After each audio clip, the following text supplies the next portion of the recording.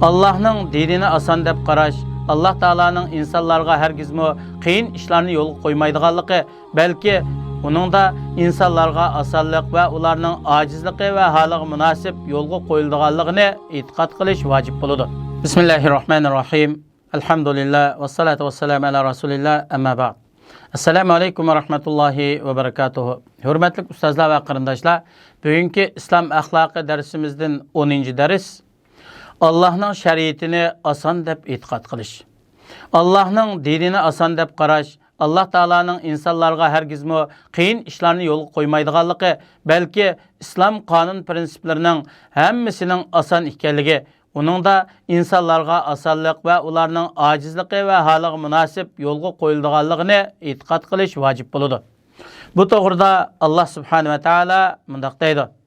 Oyatning qisqacha tarjimasi: Allah sizlarga osonlikni xohlaydi, ta'sirni xohlamaydi. Yana Allah subhanahu va taolo sizlarga dinda hech qanday mushkullikni qilmadi. Sizlar taqat qila olmaydigan ishlarni qilishga taklif qilmadi degandek, Allah taolo dinda inson uchun qiyinchilik sabab bo'ladigan hech bir ishni qilmadi. Dindeki bu asıllaştırış, Kur'an hadisde kelgen hükümlerinin hemmisini öz içine alıdı. Peygamber aleyhisselamның körsetmelerinin hemmisi asandır.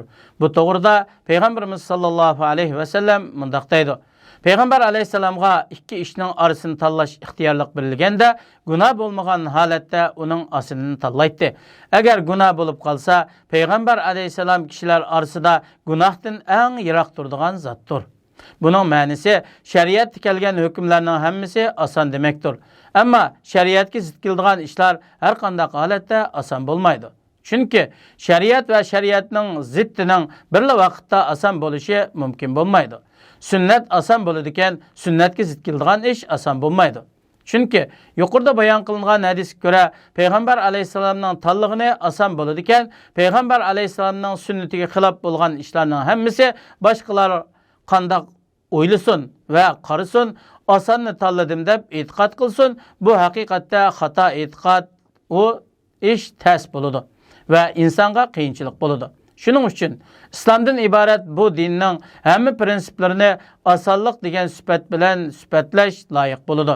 Xuddi Payg'ambar alayhissalom aytgandek, haqiqatan bu din osondir. Ammo Allohning dinidan bir narsani qiyin deb yoki Alloh taolo öz bendilerge qiyinchilikni yo'lga qo'ydi deb e'tiqod qilish bo'lsa, Alloh taologa adabsizlik qilganlik va jahillarcha yomon gumon qilganlikdandir. 15-adab Allah va Allohning rasuliga yaxshi qarashda bo'lish to'g'risida. Musulmonning Allah va Allohning rasuliga yaxshi qarashda bo'lishi bo'lsa, Alloh taolo va Allohning rasuli bilan bo'lgan adabning jumlasidan bo'lib, buningdan mundaq natijalar kelib chiqadi.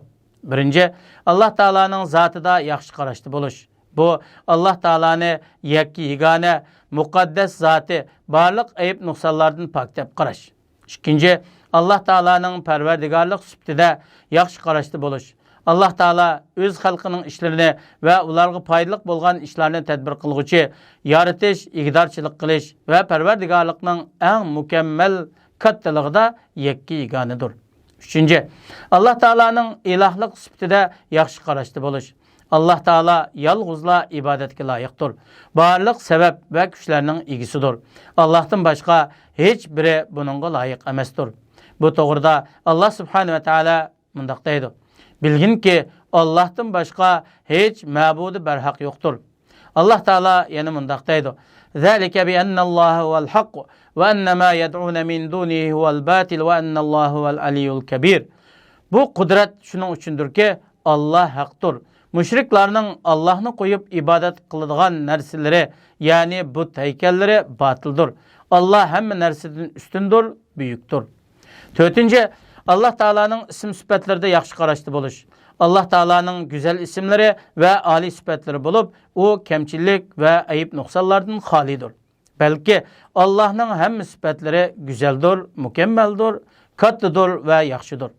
Bunun hemmisi Allah'ın sıfatıdır. Ama ayıp nuqsan bolgan sıfatlardan Allah Taala faktır.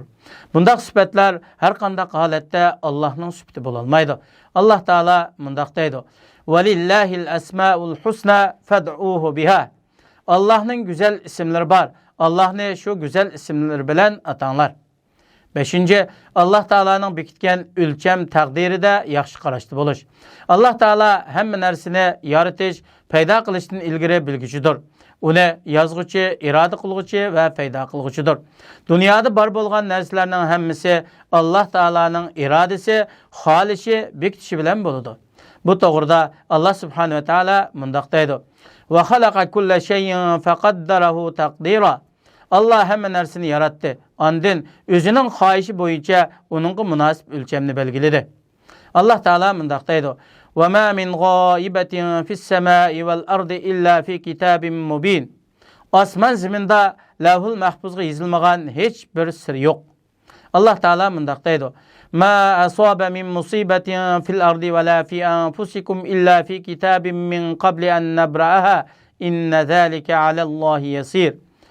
Yeryüzündeki barliq hadiseler ve özünler uçurgan musibetler biz ularını yaratıştan burun Lavhul Mahfuzga yazılgan. Bu iş şübhisiz ki Allah'a asandır. 6. Allah Taala'nın yol koygan şeriat, kanun prensiplerine yaxşı qarashlı buluş. Allah Taala biz için mükemmel şeriat ve kamil dinni yolga koydu. Hiç qandaq bir halatda Allah'ın yolga koygan şeriat prensiplerine kemçillik ve nuqsanlık kirip kalmaydı. Bu toğrida Allah Subhanahu ve Taala mundaq deydi: "El-yevme ekmeltu lekum dinakum ve etmemtu aleykum ni'meti ve raditu lekumul İslam dina." Bugün sizlerning dininglarni bütün qildim. Sizlarga ne'matimni tamomladim. İslam dinini sizlarning dininglar bo'lishga tanladim. Shuningdek, Allah Taala bandalar uchun ularga faqat dunyo oxiratda foydali, manfaatli, nijotli va utuqli bo'lgan ishlarni yo'lga qo'ydi.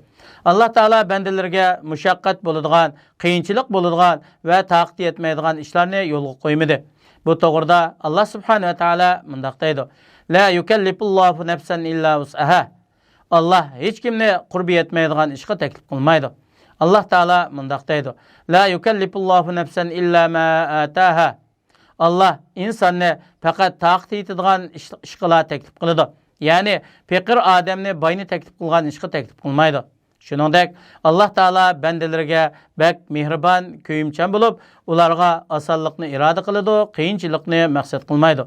Bu to'g'rida Allah Subhanahu va Taala mundaq deydi: "Yuridullohu bikumul yusra va la yuridu bikumul usra." Allah sizlarga osonlikni xohlaydi, ta'sirlikni xohlamaydi. Allah Taala mundaq deydi: "Va ma ja'ala alaykum fid-dini min haraj." Sizlarga dinda hech qandaq mushkullikni qilmadi. Sizlar taqat qila olmaydigan ishlarni qilishga taklif qilmadi. 7. Allah Taala'nın Rasuliga yaxshi qarashli bo'lish. Haqiqatan Peygamber Aleyhisselam Allah'ın haqiqiy elchisidir. Bildirgan xabarlarda rastchildir. Allah'ın şeriatini Allah Taala uningga vahiy qilgan bo'yicha hech narsani yo'shirmasdan to'liq yetkazguchidir. Kishilardan Allah Taalaga eng taqvodorlik qilguchidir. Bak itoat qilguchidir. Allah Taala'nın belgilimlerini hemmeden bek bilguchidir. Barliq ishlarda Allah'ın buyrug'iga ergashguchidir. Allah'ın nazarida o'rni bek yuqoridir. Kishilarga bek mehribondir. Bütün olamning hidoyat tepishiga hirismandir. Kishilar orasida Allah yo'lida hemmeden bek jihad qilguchidir. Allah'ın rahmet, salami Peygamberimiz sallallahu aleyhi ve sellem'e bo'lsin. Allah Subhanahu ve Taala hemmeylerini Peygamber Aleyhisselam'ın yoluga ergishib, Peygamber Aleyhisselam'ın ahlakı bilan ahlaklanıp Allah razı bo'ladigan, yaxshi ko'radigan amallarni ko'plab qilishga muyassar qilsin. Vesselamu aleykum ve rahmetullahi ve berekatuhu.